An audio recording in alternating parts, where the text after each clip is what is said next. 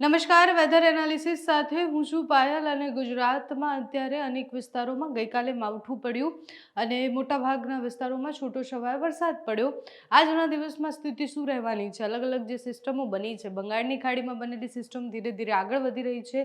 દક્ષિણ ભારતમાં ખૂબ વધારે વરસાદ પડવાની સંભાવના છે અને ઉપરના પ્રદેશોમાં હિમવર્ષા થવાની સંભાવના છે. તો ગુજરાત, મહારાષ્ટ્ર, મધ્યપ્રદેશમાં કેવી સ્થિતિ રહેશે એ સમજીશું આપણે. વિંડીના માધ્યમથી જોઈએ તો આપણને ખ્યાલ આવે કે ગુજરાતમાં અત્યારે વરસાદ ક્યાંય નથી બતાવી રહ્યા, પણ તમે જે સિસ્ટમ જોઈ રહ્યા છો એ સિસ્ટમ ધીરે ધીરે ખૂબ મજબૂત થતી દેખાય છે.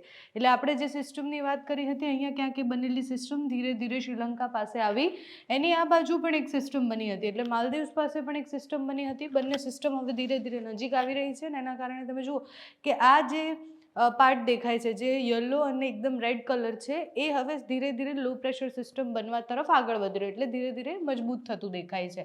આ સિસ્ટમ જેમ જેમ મજબૂત થશે એની અસર મોટાભાગના ભારત પર થવાની છે. અહીંયાથી બનેલી સિસ્ટમની અસર અરબી સમુદ્ર સુધી થવાની અને અરબી સમુદ્રના દરિયાકાંઠા, આ આખો જે દરિયાકાંઠાનો પટ્ટો છે ત્યાં વરસાદની સંભાવના છે. ગુજરાતમાં અત્યારે હાલ આજના દિવસમાં છૂટોછવાયો દક્ષિણ ગુજરાત અને મધ્ય ગુજરાતમાં વરસાદ પડે તેવી સંભાવના છે. બાકી કોઈ વિસ્તારોમાં ભારે વરસાદની આગાહી નથી. અહીંયાથી એક વેસ્ટર્ન ડિસ્ટર્બન્સ પસાર થશે, જેના કારણે ઉત્તર ભારતમાં મોટાભાગના વિસ્તારોમાં હિમવર્ષા થશે. જે આપણે જોઈ છે હિમવર્ષા, એવી જ ભયાનક હિમવર્ષા ફરીથી થાય એવી સંભાવના છે. અને પછી ગુજરાતમાં આ જે વરસાદનો રાઉન્ડ પૂર્ણ થશે એના પછી થોડીક ઠંડી વધશે, પવન ભારે ફૂંકાશે અને એના પછી આપણે જે કહેવાય કે શિયાળાની વિદાયનો સમય આવી જાય, એ શિયાળાની વિદાયનો સમય આવશે, પણ એની પહેલાં બે વાર માવઠા પડવાની સંભાવના છે. આ અલગ અલગ સિસ્ટમ જે છે એ કેટલી મજબૂત થાય છે, કારણ કે એક સિસ્ટમ બને એ લો પ્રેશર વેલમાં લો પ્રેશર બને અને પછી જ્યારે ડિપ્રેશનમાં ફેરવાય ત્યારે એની બહુ જ અસર થતી હોય છે. અને અત્યારે જુઓ તમે, સિસ્ટમ અહીંયા ક્યાંક છે અને આપણે જેમ વાત કરી કે ધીરે ધીરે મજબૂત તો થાય છે. આ જે રેડ કલર દેખાય છે એ ધીરે ધીરે મજબૂત થાય છે. એની અસરો આ દરિયાકાંઠાના વિસ્તારોમાં થવાની છે. મહારાષ્ટ્રના દરિયાકાંઠાથી લઈને ગુજરાતના દરિયાકાંઠાના વિસ્તારોમાં છૂટોછવાયો વરસાદ પડશે. દક્ષિણ ગુજરાતમાં વધારે વરસાદ પડવાની સંભાવના છે. એટલે માર્ચની શરૂઆત અને ફેબ્રુઆરીની એન્ડ સુધીમાં ગુજરાતમાં ભારે વરસાદ પડે તેવી સંભાવના છે. આ સિસ્ટમ ધીરે ધીરે મજબૂત થઈને આગળ વધી રહી છે, પણ એની અસરો થશે કારણ કે અરબી સમુદ્રમાં હલચલ થઈ ગઈ છે. બંગાળની ખાડીમાં બનેલી એ સિસ્ટમ ધીરે ધીરે તમે જુઓ કે 23-24 તારીખ સુધીમાં દૂર જતી દેખાય છે. એટલે એ જ્યારે દૂર જતી દેખાય છે, પણ એની અસરો જે છે એ આ બધા જ વિસ્તારોમાં અહીંયા બધે જ વરસાદ લઈને આવશે.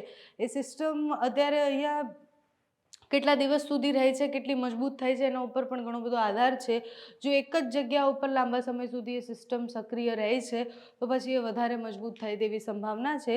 દરિયાકાંઠાના વિસ્તારોમાં વરસાદ પડશે 24 તારીખની આસપાસ. ગુજરાતના દક્ષિણના ભાગોમાં થોડી થોડી ઠંડીની પણ શરૂઆત થઈ જશે, કારણ કે ભેજવાળું વાતાવરણ જે હશે, ઉપરના પ્રદેશોમાં જ્યારે હિમવર્ષા પડે છે, નીચે જ્યારે ખૂબ વધારે વરસાદ પડી રહ્યો છે, એટલે એ જે વાદળો હોય છે ભેજવાળા, એ વાદળો આપણા ગુજરાત પરથી પસાર થશે ને એના કારણે ભેજવાળું વાતાવરણ રહેવાની સંભાવના છે.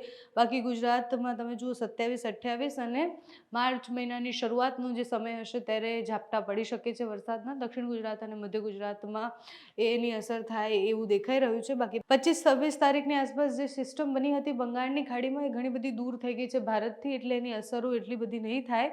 પણ અરબી સમુદ્રમાં જે હલચલ છે અને વેસ્ટર્ન ડિસ્ટર્બન્સની સિસ્ટમ જે પસાર થવાની છે એના કારણે ગુજરાતમાં ફરીથી વરસાદ પડવાની સંભાવના છે.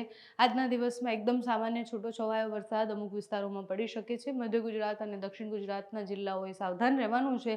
ગઈકાલે જે કમોસમી વરસાદ પડ્યો એમાં ખેડૂતોને ઘણું નુકસાન થયું છે. ખેડૂતો ટેન્શનમાં આવી ગયા છે, કારણ કે જ્યારે શિયાળુ પાક લેતા હોય ત્યારે એમને ખબર હોય છે કે આટલા સમય સુધી આપણને ટાઈમ મળવાનો છે, જે શિયાળો રહેવાનો છે, એના પછી ઉનાળાની શરૂઆત થતી હોય છે, પણ એની વચ્ચે જ્યારે વરસાદ પડે છે તો પાકને ખૂબ નુકસાન થતું હોય છે.